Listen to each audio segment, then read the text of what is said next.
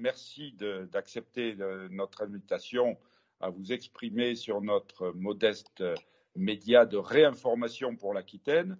Nous sommes en Aquitaine, il faut bien le préciser. Nous sommes fiers d'être aquitains, nous sommes fiers de notre identité. Et vous êtes, si j'ose dire, un des représentants les plus experts en identité régionale. Donc, nous sommes fiers de vous avoir sur notre terroir. Alors, je voudrais commencer tout de suite parce que le but de mon appel, c'est de vous exprimer, éventuellement de donner des explications. Vous avez fait une vidéo qui commence à faire un peu de bruit sur les réseaux sociaux et nous voulons accompagner ce bruit, bien sûr, par notre média. Donc, vous avez fait des déclarations qui sont, à mon avis, des bombes à fragmentation. Alors, la première, je vais me permettre de vous demander des nouvelles de votre santé, parce que vous nous avez inquiétés, hein, bien entendu. Comment allez-vous maintenant après tous les aléas qui ont été entraînés, donc, semble-t-il, de façon certaine par le vaccin, c'est ça? Bonjour, tout d'abord, cher Oui. Alain. Et merci à votre média de s'intéresser à moi parce que vous vous êtes présenté de manière très modeste, mais vous jouez pour notre Aquitaine chérie un rôle très important. Et l'information, c'est d'abord l'information à la base. Et deuxièmement, c'est l'information à la base parce que depuis que nous avons la chance d'avoir M. Bolloré, M. Niel, M. Arnaud et consorts, il n'y a strictement plus aucune information possible au niveau national. Et Madame, je ne sais plus comment elle s'appelle, à la tête de France Télévisions et de France Inter, Ah oui. d'Ernotte. Delphine Ernotte, je crois. La charmante Delphine Ernotte. Voilà. Bon, alors, merci infiniment. Alors, je vais bien, mais je vais même tout à fait normalement, après avoir subi 4 opérations depuis le 3 janvier dernier, qui était la date de la première. Et finalement, la dernière a eu lieu le 4 mai. Le 4 juin, j'ai passé un test pour voir comment ça allait. J'avais quand même eu droit à une opération qui avait duré 10 heures. Oui. La dernière. Et donc, j'ai eu un premier test le 4 juin, bien. J'en ai eu un autre, vous voyez, donc on m'a suivi de près, aux alentours du 14 juillet. J'en ai eu un autre là récemment, et on m'a mis ce qu'on appelle Walker, je pense, ou Walker, c'est-à-dire c'est des ventouses qu'on met sur la poitrine. Voilà, ça permet de contrôler le cœur pendant toute la journée, 24 heures sur 24. Pendant 5 jours, alors que j'étais à mon congrès de résistants à Paris, en train de chercher des taxis qui manquaient déjà de gasoil et de gazoil et qui n'étaient pas contents du tout. Et 150 000 autres choses à faire. Donc, il va peut-être être un peu agité. Mais sinon, ça fonctionnait très bien. Alors, si je peux me permettre d'ailleurs, avec l'œil du vétérinaire, hein, vous semblez en pleine forme, si je peux me permettre cette comparaison, avec un œil un petit peu, un tantinet médical. Hein, voilà. Permettez-vous là, cher Alain, parce que j'ai été soigné les 3/4 de ma vie par des vétérinaires. Parce que je trouve que le vétérinaire est nettement supérieur à son confrère médecin, chez qui je ne compte d'ailleurs que des amis, et un très cher qui est mon médecin. Tu sais que maintenant, il faut un médecin référence. Voilà. Alors, pourquoi? Parce que vous êtes capable de soigner des mammifères qui ne peuvent pas vous dire où est-ce qu'ils ont mal. Et en même temps, je trouve que vous êtes resté dans nos territoires, alors que beaucoup de médecins sont partis dans d'autres quartiers. Oui. Et je trouve qu'il faudrait que le vétérinaire soit autorisé à pratiquer la médecine humaine immédiatement. Oui, alors, donc, oui, pour nos auditeurs, nos spectateurs, donc, ce que j'aimerais donc que vous spécifiez de façon précise, c'est évidemment, est-ce qu'il a été déterminé de façon certaine que vos problèmes cardiaques sont dus à la vaccination? Il n'y a aujourd'hui aucun organisme qui puisse certifier de manière certaine, puisque tout ce problème reste totalement tabou. Il y a simplement ce qui vous est dit, ce que vous entendez, après qu'on vous ait demandé de ne pas le dire ni le répéter, mais que vous pouvez quand même vérifier autour de vous. Et j'ai été... bon, d'abord, je fais un bref historique, aussi bref que possible. Je me suis fait vacciner le 30 juillet 2021 à l'Assemblée nationale avec le vaccin Johnson. Pourquoi le vaccin Johnson? Parce qu'il ne fallait qu'une dose. Oui. Et moi, je n'avais aucune envie de me faire vacciner, mais j'avais fait une déclaration en indiquant, au moment où tout le monde descendait ou remontait son bras de chemise blanc, Monsieur le Président de la République, Emmanuel Macron, j'ai vu le bras de Boris Johnson, et j'ai vu même, les relations n'étaient pas les mêmes, celles du président Poutine, pour montrer qu'il se faisait faire l'injection et demander à tous ceux qui le voyaient faire de faire de même. Et moi, j'avais indiqué que je me ferais vacciner, mais ce n'était pas du tout dans le sens de dire faites-vous vacciner. C'était pour dire je suis député de la République et de la nation. Et je montre l'exemple. Et je dois faire ce qui est demandé, puisque c'est la France et l'humanité tout entière qui sont concernées. Ensuite, vous verrez ce que je deviens. S'il ne se passe rien, je vous le dirai. Et si je suis tout à fait normal. Je n'ai jamais eu le Covid et j'avais déjà eu à l'époque plus d'une centaine de tests. Ouais. Parce que j'avais côtoyé tellement de post-contacts, enfin, je ne sais pas comment on les appelle, de personnes qui avaient eu. Et bon, si je vais mal, je vais vous le dire et je vous dirai pourquoi. Et si je meurs, je ne pourrai rien vous expliquer du tout. Voilà. Oui. Donc j'avais fait une déclaration, comme nous la faisons actuellement ici, mais qui avait fait quand même 500 ou 600 000 vues. Donc on ne peut pas dire non plus qu'elle était passée totalement anodinement.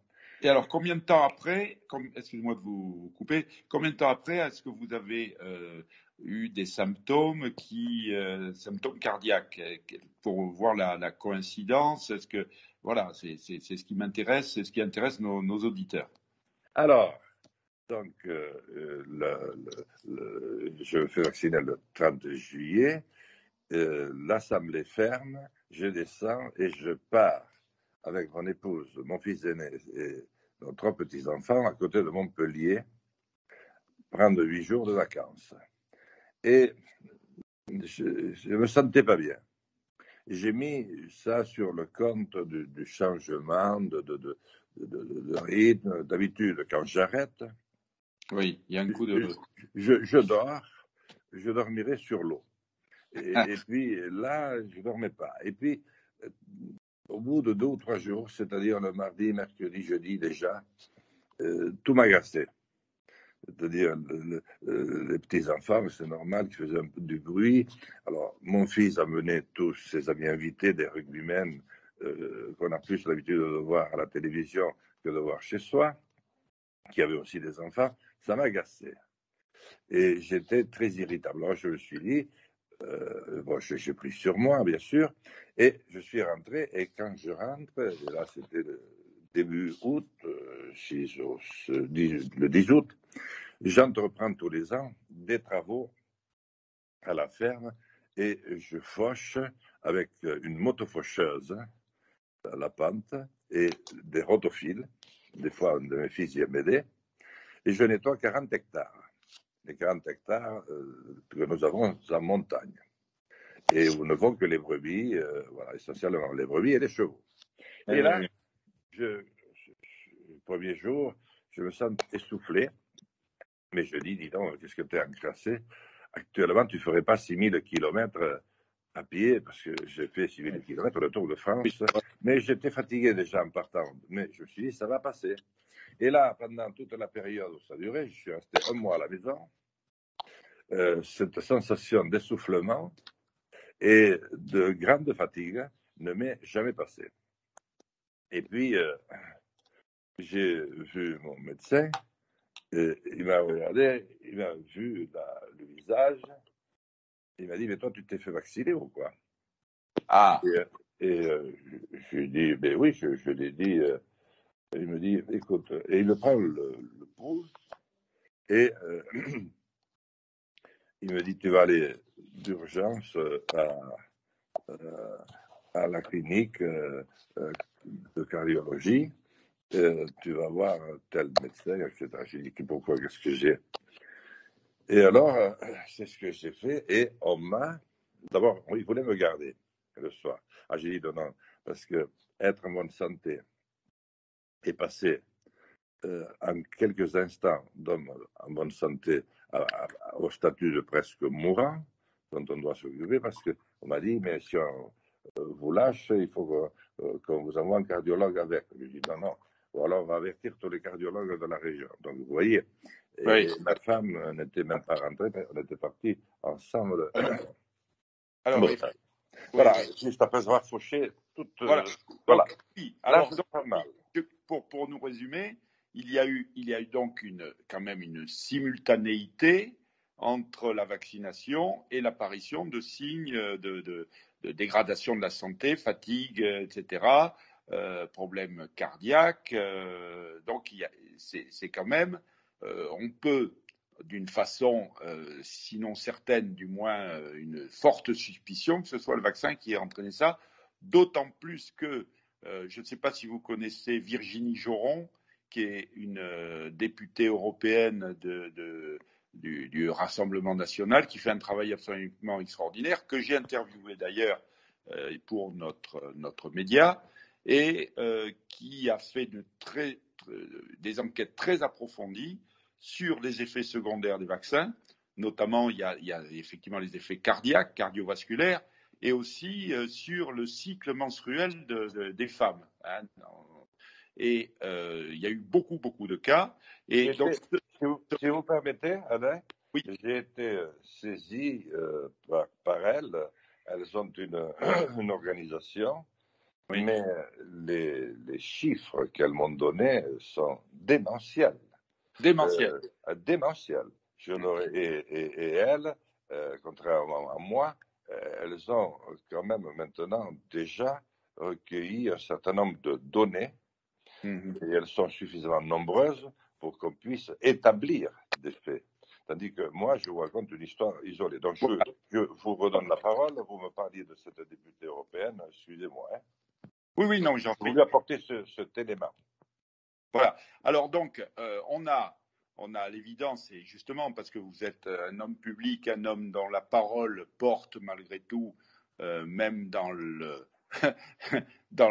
la censure actuelle, puisqu'il y a des sujets tabous. Je me souviens du coup de gueule, excusez-moi l'expression, que vous aviez poussé au moment des élections présidentielles, où vous aviez constaté quand même le barrage qu'on vous faisait au niveau des médias. Hein. Ah oui, totalement. Voilà, exactement. Donc, Je l'ai même fait observer, elle n'a pas du tout aimé, à Pauline de Malherbe. Voilà, exactement. C'est quelqu'un qui est très connu et qui a terminé, d'ailleurs, vous pouvez revoir, parce que c'est enregistré partout, dans quel état d'énervement, d'agacement et de crise de nerfs elle a terminé. Moi, je me suis dit, je reste raisonnable tant qu'elle reste raisonnable. Parce que je voyais comment elle dépeçait tous les jours son invité. Et quand elle a commencé à vouloir me faire tourner en bourrique, je me suis dit, nous allons être deux. Et elle m'a même invité à quitter l'émission. Elle m'a dit, si vous pouvez vous en aller si vous voulez. Je lui ai dit, il y a 6 ans que j'attends ce moment. pensais quand même pas que je vais m'en aller. Donc oui, vous avez raison. C'est Oui, pratiquement impossible de parler dans les télévisions et dans les radios. C'est impossible. tout à fait. Je me souviens, j'ai vu cette vidéo et donc j'ai approuvé tout à fait votre coup de gueule puisqu'il était totalement justifié parce qu'on vit dans un... Enfin, moi personnellement, et c'est pour ça un petit peu qu'on a monté avec des amis ce média de réinformation, pour que ce soit un espace où les gens puissent parler, parce qu'on constate qu'on est dans un système qui est oligarchique, et si vous n'êtes pas dans l'oligarchie, vous êtes mis sur la touche et on ne vous entend plus, et heureusement qu'il y a les réseaux sociaux. Alors, donc, je reviens je ne veux pas être trop long non plus, pour vous et comme pour moi. Donc, on a, pour nous résumer, un vaccin qui a montré qu'il n'était pas efficace, qui n'empêchait pas ni la transmission, ni le fait d'être malade. Donc, ce qui est logique. Et qui a été retiré de la vente, j'avais oublié de le dire, 15 jours après que j'ai été vacciné. Tout à fait. Ça, je l'ai appris par le médecin de l'Assemblée nationale qui me l'avait fait dans de très bonnes esprit, puisque je la connais. C'est ce médecin qui m'a suivi pendant ma grève de la faim et qui a failli m'accompagner à la mort. Donc, il n'y a pas si longtemps que ça non plus. Et elle était là en poste. Donc, elle ne me faisait pas ça pour me faire du mal.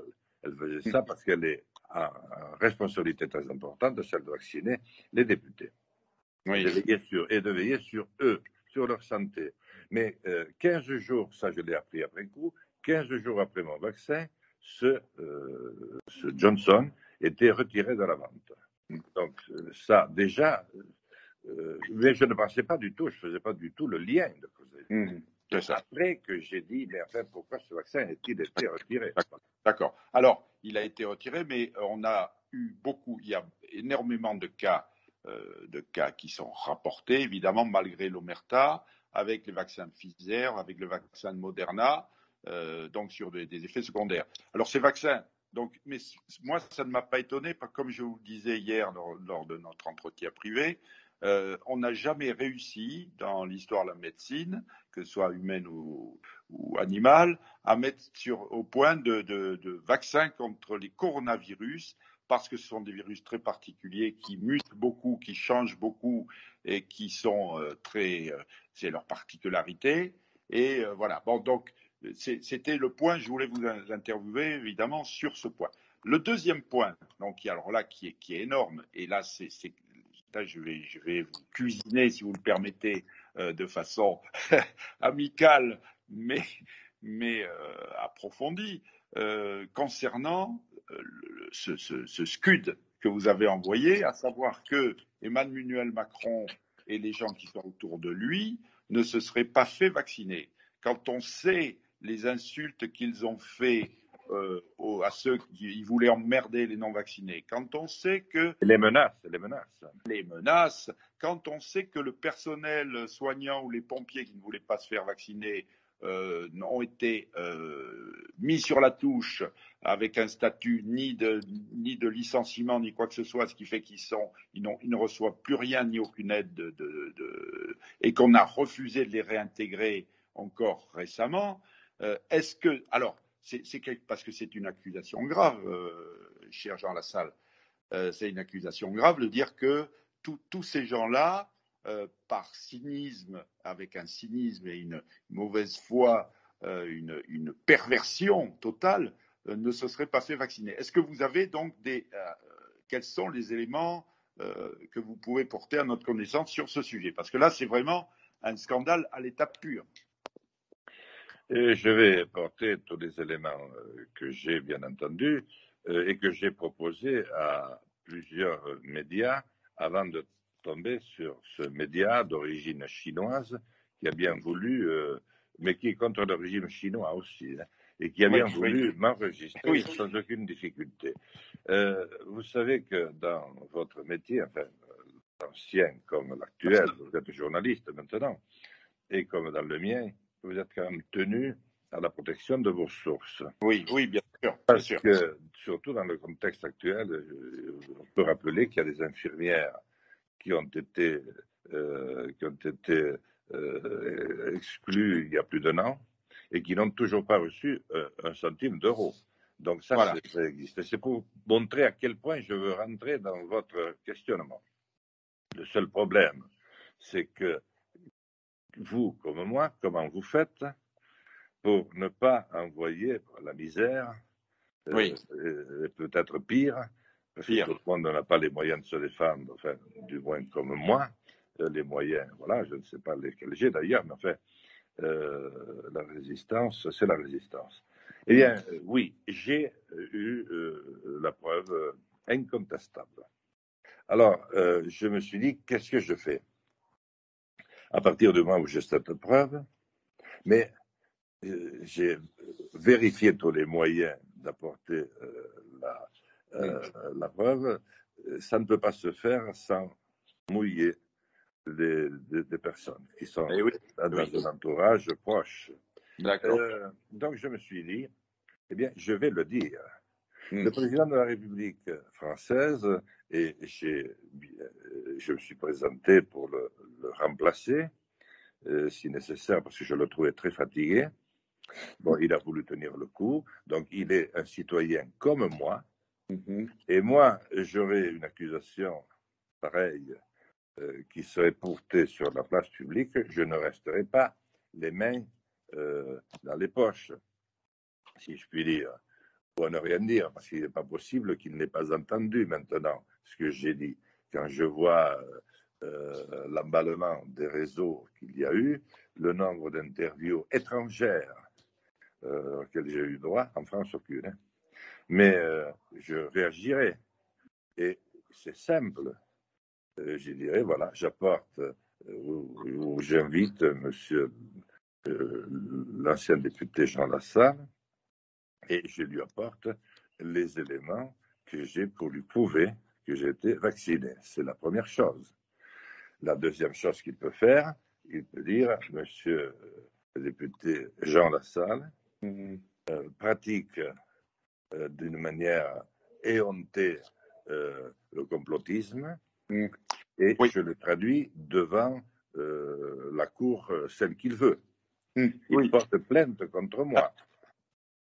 Il Oui, porte plainte contre moi. alors, excusez-moi de vous couper à ce stade-là, parce qu'en fait, le complotisme dont on accuse, c'est un mot valise qui permet de disqualifier quelqu'un qui a quelque chose d'intéressant à dire, bien entendu, mais pour l'instant, dans le droit français, ce n'est pas un délit. Donc, là, on peut dire, à ce moment-là, donc, si, et effectivement, vous avez tout à fait raison, en droit, il pourrait vous accuser donc de dire des mensonges à son sujet, donc la Très grave, la très grave, parce calomnie. qu'il s'agit du chef de l'État d'un des Voilà, pays qui a été les plus impliqués dans l'affaire du Covid. voilà. Voilà. Et donc, Comme Laurent Fabius l'avait été en son temps dans oui, l'affaire du sang contaminé, ce qui ne l'a pas empêché, 30 ans après, de devenir président du Conseil constitutionnel, oui, et qui est, comme vous le savez, la première instance institutionnelle, si je voilà, puis dire, de notre pays. voilà. Monsieur Fabius est Alors, président du Conseil constitutionnel, c'est-à-dire du Conseil des 9 sages. Il m'a d'ailleurs jugé en 3 jours, comme s'il n'y avait rien d'autre de plus pressé au monde, parce que je m'étais abstenu à l'occasion du deuxième tour des présidentielles, voyant et sachant tout ce que je savais, pour déclencher un peu les langues, je m'étais abstenu publiquement. je me Mais quelle souviens. n'a pas été ma stupéfaction d'être condamné 3 jours plus tard par monsieur le président du Conseil constitutionnel, qui n'avait certainement pas eu le temps de réunir son conseil d'ailleurs, et il a annulé les votes de ma commune, mais les votes exprimés. Le reste, il l'a laissé en Ah, l'état. Alors ah, pourquoi? oui, Et non, non, ensuite, mais là aussi, c'est hallucinant. Alors, est-ce que, quand on voit l'accumulation, malgré tout, de tous ces faits, est-ce que vous pensez pas, est-ce que vous ne pensez pas qu'on est finalement, notre démocratie est purement formelle et n'a plus aucune réalité. Elle est irréelle, notre démocratie, puisqu'on assiste à des choses comme ça. Alors, comment pourrait-on, alors deuxième question dans la question, comment pourrait-on arriver à faire surgir sur la place publique et notamment dans le cadre des institutions, une commission d'enquête qui pourrait donc faire la lumière sur cette duplicité, ce cynisme-ci, parce que apparemment vous êtes sûr de vous, vous semblez sûr de vous, donc évidemment, et je comprends tout à fait que vous vouliez protéger vos sources, parce que on est dans un système, on est aussi, si vous voudrez dire que si les sources sont en danger, ça veut dire qu'on est dans un système mafieux. Est-ce que je peux répondre à la première question? Oui. Est-ce que nous sommes en démocratie? Je pense que notre pays a beaucoup apporté à la démocratie et a connu la démocratie. Notre pays est le premier à avoir déclaré que son peuple était souverain. Il est le premier et le seul à avoir écrit ce merveilleux texte qui s'appelle la Déclaration des droits de l'homme et du citoyen. C'est-à-dire que notre pays a été reconnu par les autres comme un pays ayant un caractère universaliste. Je ne cite pas tous les cas. Mais progressivement, depuis une trentaine d'années, nous sommes sortis du modèle dans lequel nous étions et dans lequel s'est trouvée l'Europe de l'Ouest après la Deuxième Guerre mondiale. C'était un modèle démocratique, un modèle comme il y eut Athènes, comme il y a eu d'autres dans le passé. Et progressivement, nous avons glissé vers le système, comme le fut le système soviétique, c'est-à-dire une dictature. Alors, c'est très décevant. Nous avons suivi nos amis américains. De Gaulle leur a fait de la résistance un certain temps, a chassé les bases américaines de notre territoire, ce qui ne fut guère apprécié, qui lui coûta d'ailleurs de devoir partir en 1969, et les événements de mai 68. Mais nous avons fait de la résistance. Mais ensuite, nous avons baissé les bras. Et aujourd'hui, la France n'est plus en démocratie, mais en dictature.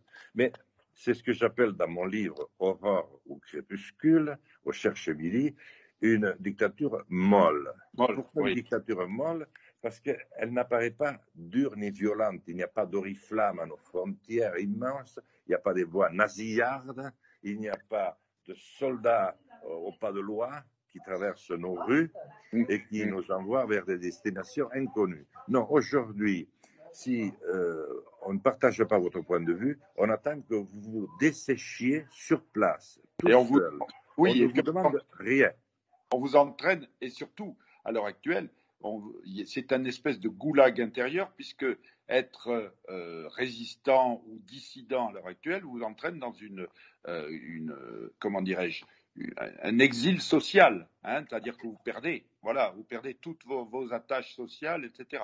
Hein, moi, je dois dire que pour l'instant, on n'a pas retiré ma retraite de député, donc je ne veux pas. Je veux bien montrer que je reste totalement conscient de ce que je fais.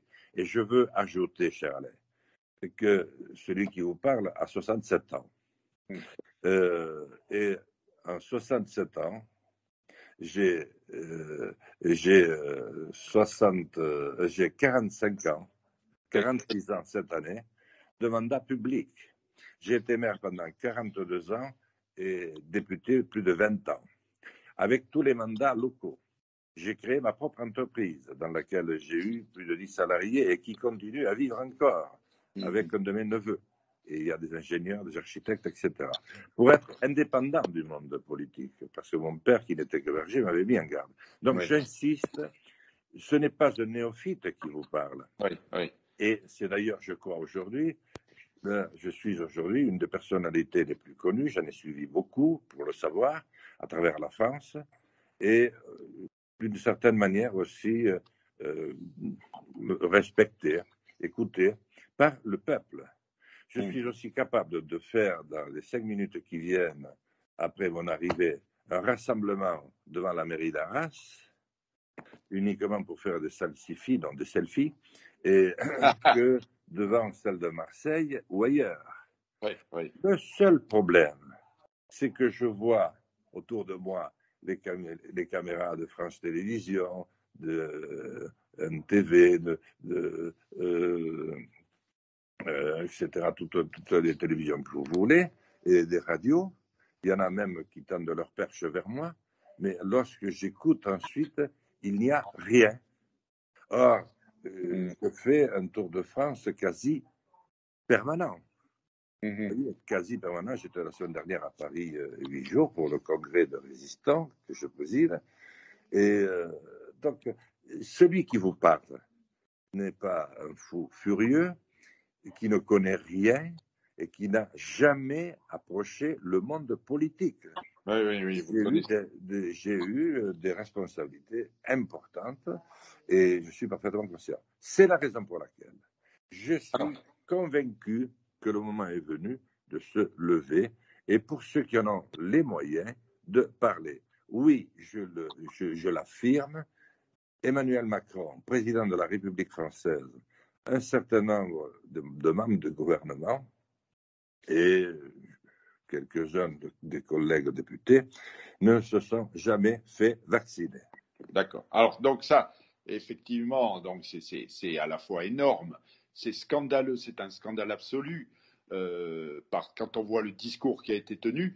Et donc, il va falloir que, bon, nous, on va contribuer à répandre la nouvelle, bien entendu, à notre modeste niveau, et on va voilà, donc vous maintenez, vous avez les preuves, enfin, vous ne voulez pas, évidemment, on le comprendra, mais il faudrait que, justement, notre système, puisqu'on est soi-disant encore dans un état de droit, fasse ce qu'il faut pour révéler la chose. Alors, ça m'amène à la dernière, parce que je voulais vous poser aussi une question. Vous m'avez tendu la perche un petit peu. Est-ce que vous pouvez nous parler de votre mouvement politique, parti politique, je ne sais pas, donc, qui s'appelle Résistons, que vous avez créé et qui, par son titre, évidemment, s'apparente, nous appelle à la résistance, bien sûr.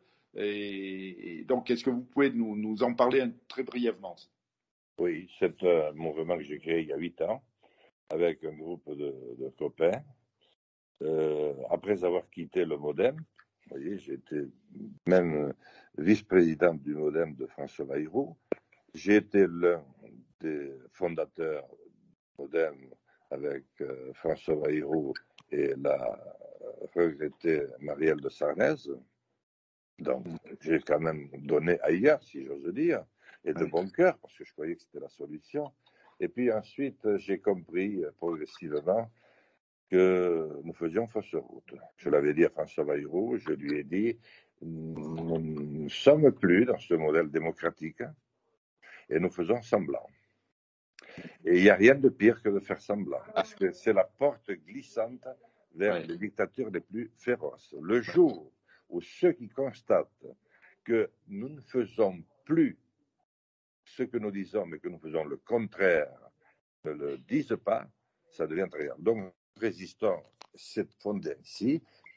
Si je dois donner sa texture, bon, disons que nous avons actuellement 10 000 adhérents sympathisants, enfin, nous sommes à 15 000 sympathisants, même 20 000, donc c'est quand même petit, mais enfin pas plus petit que notre mouvement non plus. Oui, bien sûr. J'aimerais bien voir les troupes de la NUPES, par exemple, si elles devaient se réunir toutes ensemble, en enlevant les nombreux parlementaires qu'elles ont. J'aimerais voir celle des Républicains ou celle du Parti Socialiste, vous comprenez. Et je pourrais passer ainsi tous les mouvements. Donc ce n'est quand même pas si mal.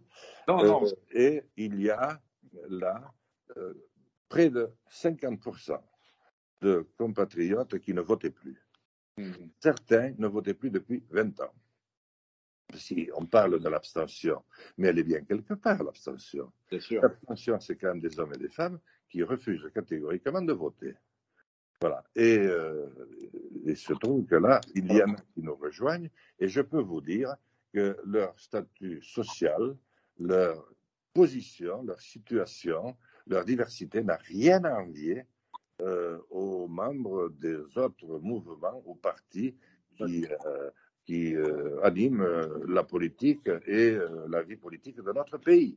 Donc là, ensuite, il y a autant d'hommes et de femmes issus de droite et de gauche, parce que droite et gauche n'ont plus aucune signification aujourd'hui. Non, tout à Ça fait. fait partie de l'immense mystification, de l'immense mensonge, pour faire croire que nous sommes encore du temps où la gauche symbolisait le progressisme et le partage, un meilleur partage, beaucoup plus de partage d'ailleurs, et d'égalité des chances, et la droite symbolisait plus de sécurité et plus de liberté d'entreprendre. Vous voyez ce que je veux dire? En gros, c'était ça, la ligne de démarcation.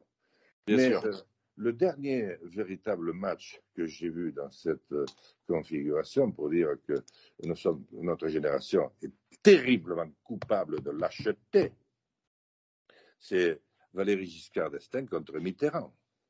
Oui. Bon, je passe sous silence les divers chemins qu'avait pu prendre François Mitterrand pour en arriver là, dont il m'avait parlé aussi, puisque j'ai eu l'honneur de le rencontrer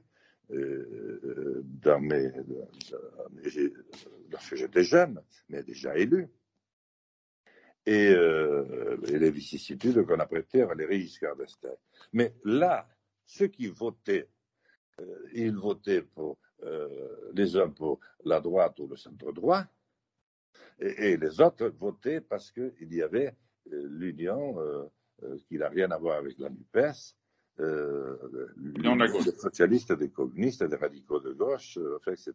Oui, ça, oui. Depuis, qu'est-ce qu'on a vu? Mais depuis, on n'a plus vu grand-chose. Hein. On a vu des faits absolument extraordinaires. Voilà.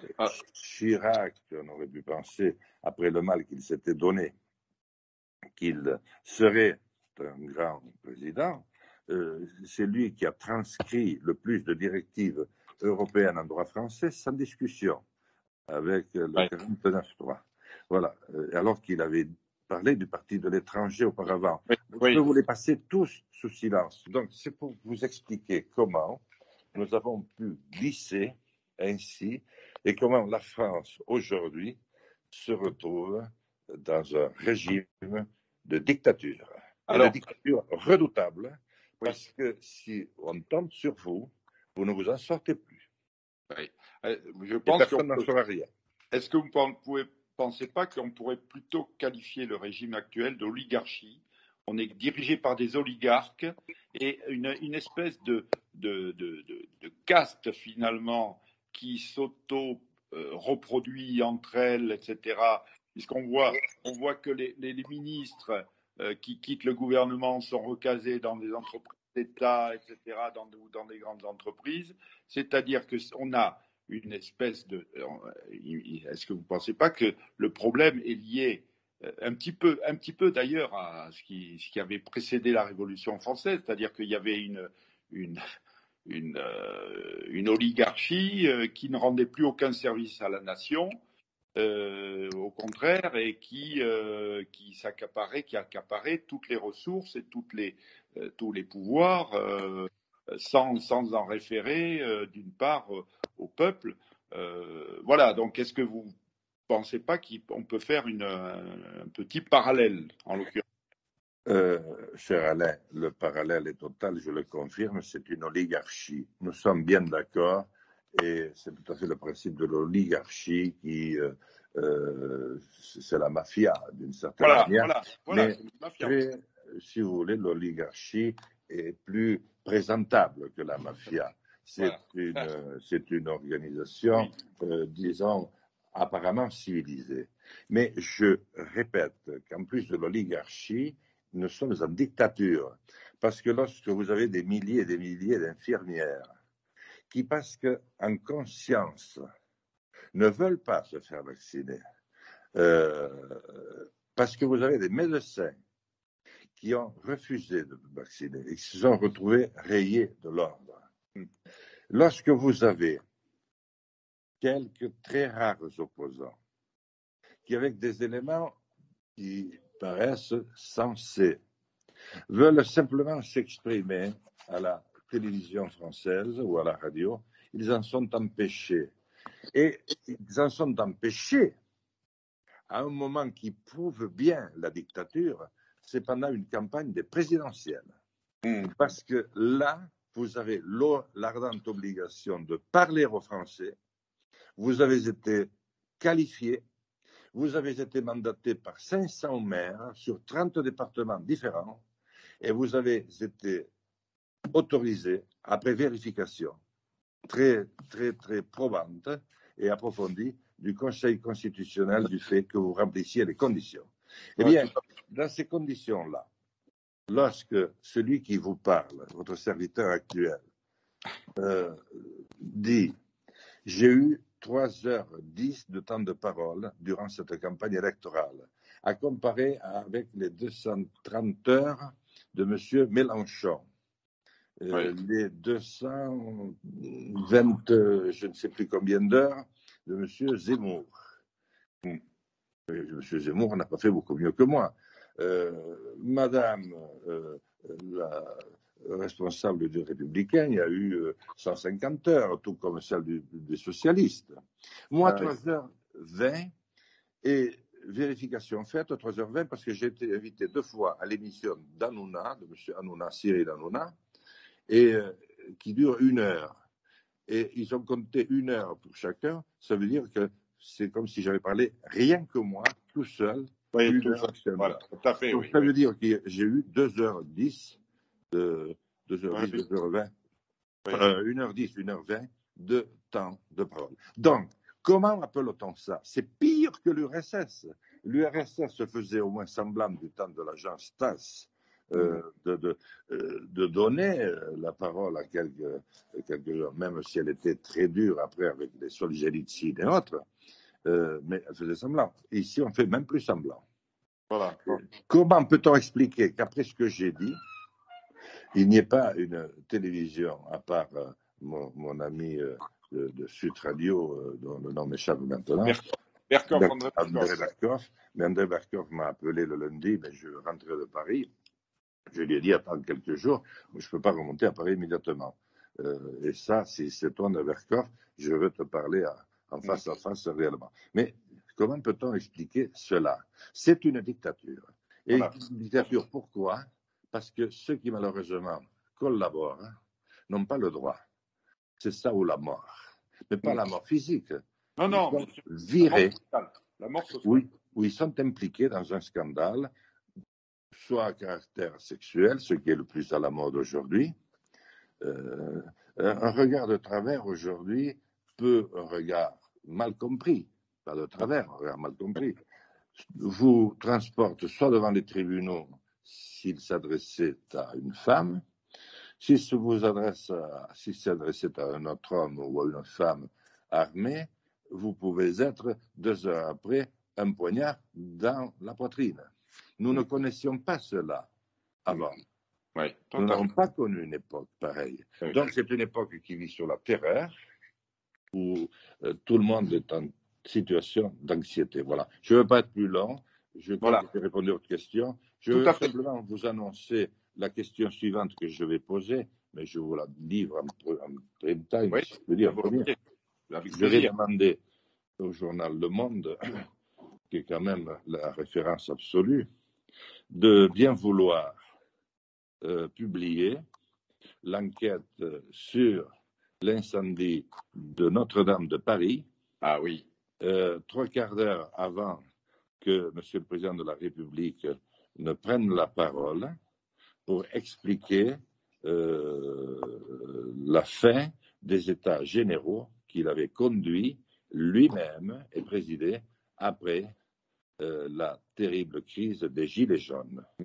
Il devait s'adresser à la nation pour dire ce qu'avaient donné ces entretiens avec plus de 13 000 maires, auprès de 13 000 maires, je crois, de je ne sais combien de conférences, d'auditions, etc., etc.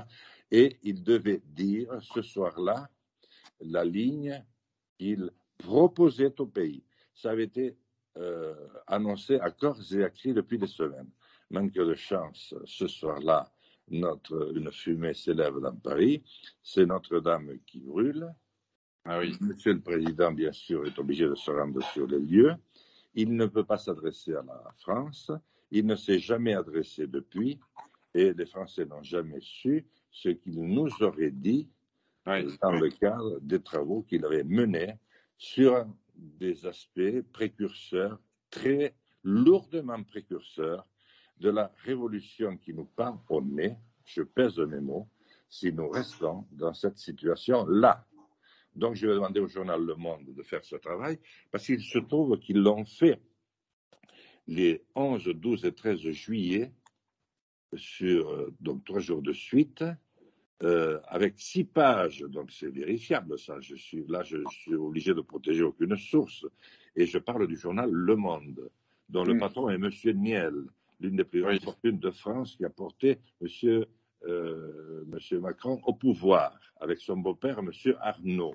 Donc, ils ont fait une enquête très, très appuyée, mais vraiment, sur l'ubérisation, le processus d'ubérisation qui a commencé par les taxis Uber et qui est intervenu sous la houlette du ministre de l'économie de l'époque qui s'appelait Emmanuel Macron.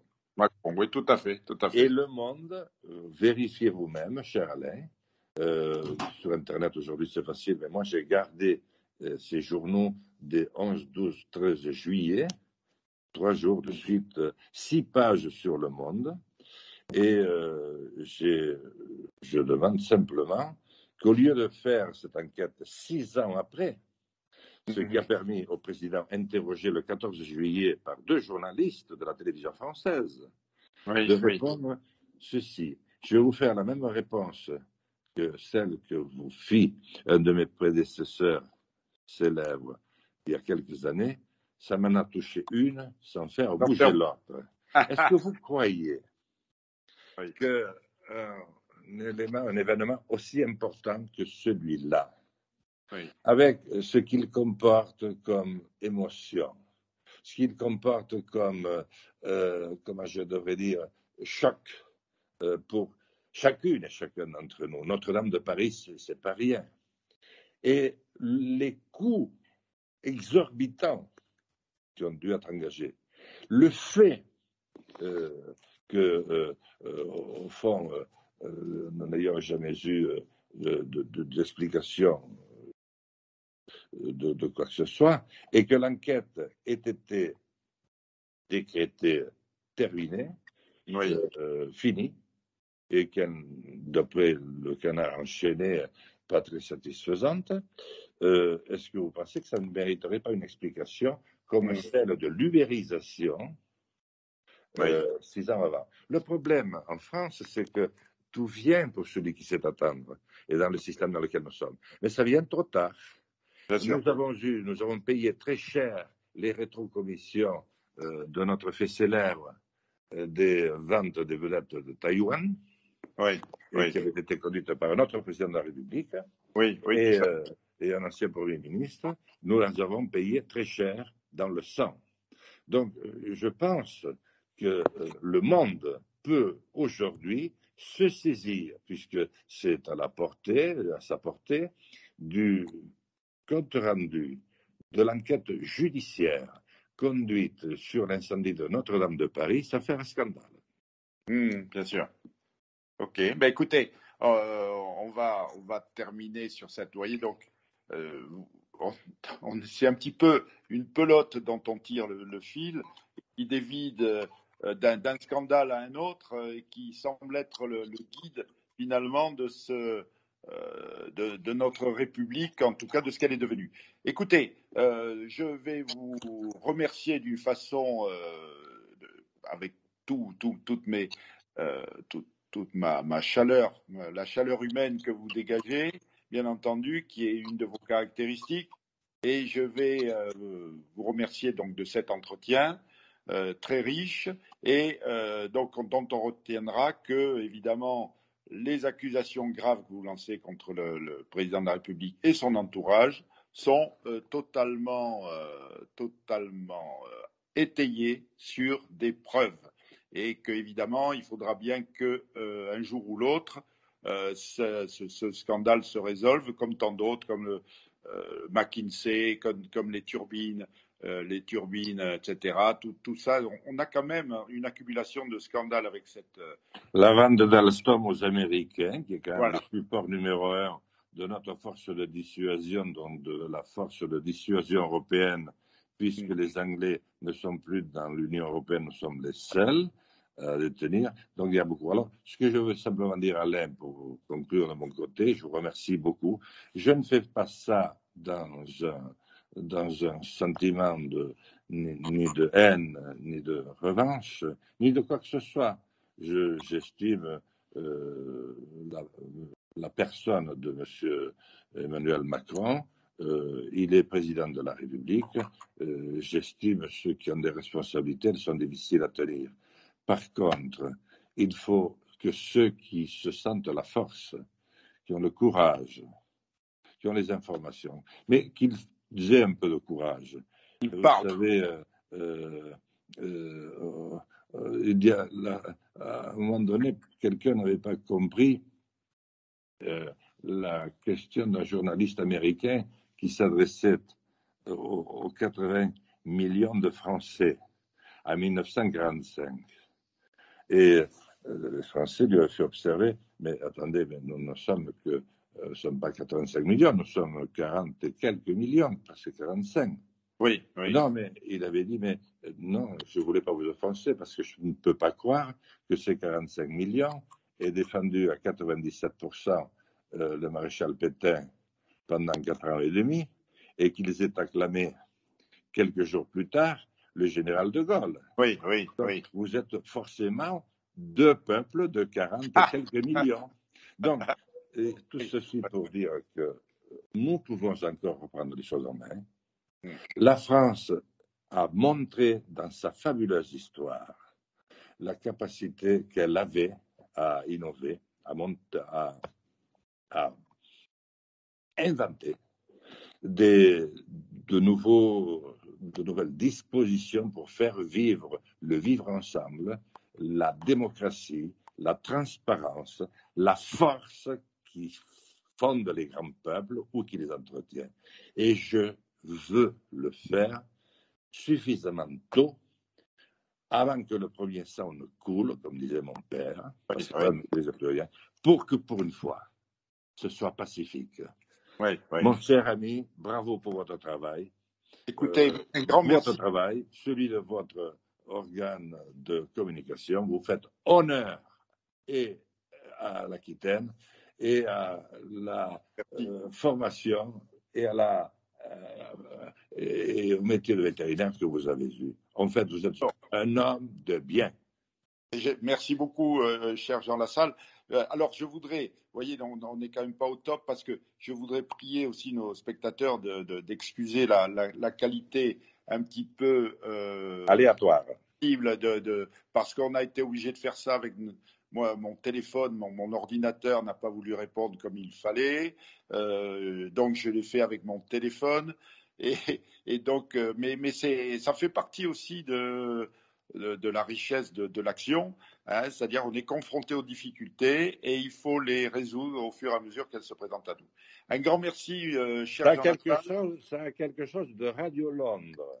Voilà. Et vous avez vu ce que ça a donné quand même. Hein? Ouais, tout à fait. Merci. Là, une belle comparaison. Ça sera le mot de la fin.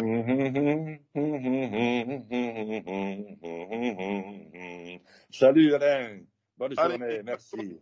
Bonne journée, cher Jean. À bientôt. À bientôt. Oui, et on compte sur vous pour sortir tout ce qui pourra être sorti. Hein.